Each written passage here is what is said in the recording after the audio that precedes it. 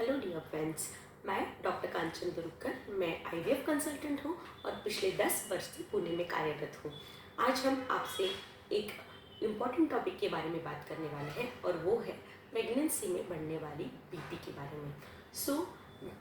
उसे हम medical language में कहते हैं प्रेगनेंसी इंड्यूस्ड हाइपरटेंशन या पीआईएच। अभी पीआईएच जो है वो हम कब कहते हैं? जब 20 वीक्स के बाद आपका बीपी जो है वो 140/90 ये रीडिंग और उसके ऊपर का रीडिंग दिखाता है, और वो भी अगर 2 बार अलग अलग टाइम पे हमने गिना है तब भी 140/90 के ऊपर का रीडिंग दिखा रहा है, तो हम इसे प्रेगनेंसी इंड्यूस्ड हाइपरटेंशन या पीआईएच कहते हैं। अब इसके रिस्क फैक्टर्स क्या हो सकते हैं? आप पहले बार अगर माता बन रहे, जिसे हम कहते हैं प्राइमी ग्राविडा, पहली बार आप माता बन रहे हो, प्रीवियसली आपके घर में फैमिली हिस्ट्री हो, और उसके अलावा आपको पहले से बीपी का शिकायत हो, उन सारे लोगों में ये जो पीएच का चांस जो है वो बढ़ जाता है। अब इसमें क्या क्या लक्षण हो सकते हैं? तो जनरली अगर ज़्यादा बीपी नहीं हुआ है, 140 माइल्ड हम उसे कहते हैं कि माइल्ड पीएच है। माइल्ड पीएच में जनरली ज़्यादा कुछ सिम्टम होते नहीं हैं। हाँ, पर पैरों में सूजन आ जाना ये सबसे पहला रीज़न हो सकता है। तो हो सकता है कि आपको नॉर्मली भी प्रेगनेंसी की वजह से भी आपको पैरों में सूजन हो, जो कि बहुत ही नॉर्मल फाइंडिंग है, जिसे हम कहते हैं फिजियोलॉजिकल इडिमा ऑफ प्रेगनेंसी। इसमें क्या होता है कि बिकॉज ऑफ के भारी पेट की वजह से भी पैरों में सूजन आती है। 70-80% लेडीज़ को आ सकती है ये पैरों में सूजन। लेकिन ये सूजन जो है वो पीआईएच नहीं है, ये देखने के लिए आपने बीपी आपका ज़रूर आपके गायनेकोलॉजिस्ट से चेक करवा लेना चाहिए, क्योंकि ये जो पैरों में सूजन आई है वो पीआईएच से नहीं है, ये आपके रेगुलर बीपी चेक करने से ही हमें पता चल सकती है। उसके अलावा एक बहुत ही इम्पोर्टेंट इसमें हम लोग जांच करते हैं वो है प्रोटीन्यूरिया। प्रोटीन्यूरिया मतलब क्या कि प्रोटीन्स जो है, प्रथिन जो है वो आपकी यूरिन में से निकलते हैं, और ये कुछ कम मात्रा में है अगर, तो वो नॉर्मल है, उसके लिए हमें कुछ करने की जरूरत नहीं है ट्रेसेस में अगर है तो। लेकिन ये जब प्रथिन की मात्रा यूरिन में से, इसको हम कहते हैं प्रोटीन्यूरिया, वो अगर ज़्यादा बढ़ रहा है, मतलब प्रोटीन सिक्रीशन आपके यूरिन से अगर बढ़ रहा है, तो वो फिर और हमें बताता है कि माइल्ड और severe form of preeclampsia PIH, मतलब बीपी जो है आपको ज़्यादा बढ़ा हुआ है। अब इसके अलावा इसमें क्या, अगर ज़्यादा बीपी बढ़े, जिसको हम कहते हैं सीवियर प्रेशर, माइल्ड में मैंने जैसे बोला कि ज़्यादा सिम्टम्स नहीं रहते।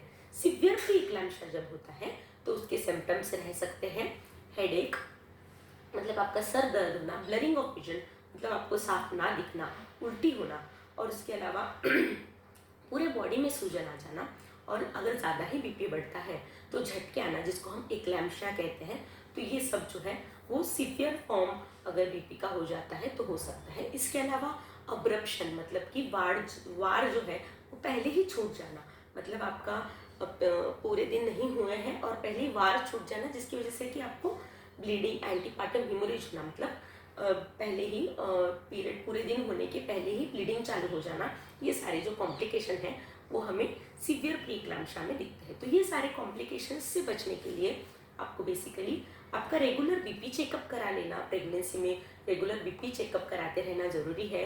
प्रोटीन्स कुछ नहीं है ना यूरिन में, ये देख लेना ज़रूरी है।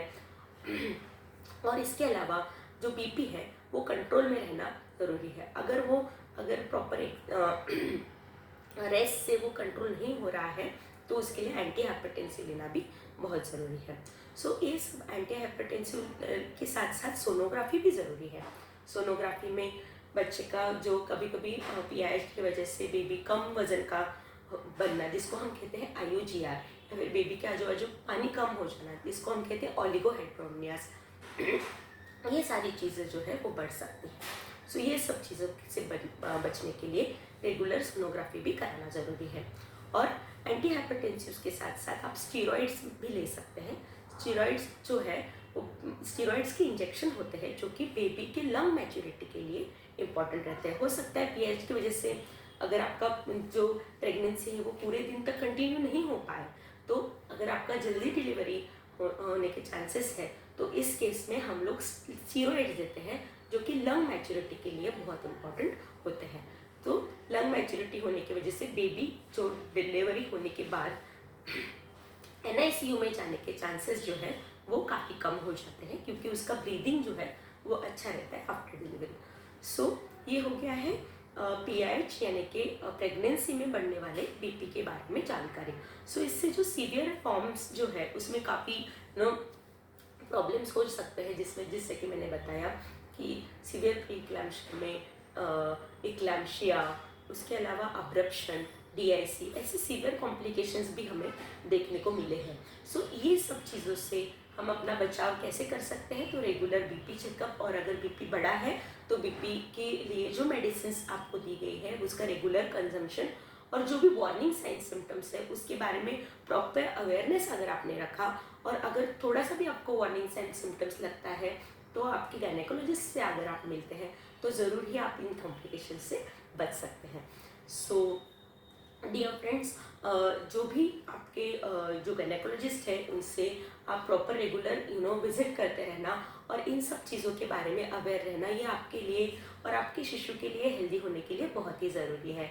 आई होप ये वीडियो आपको इन्फॉर्मेटिव लगा हो। Thank you so much.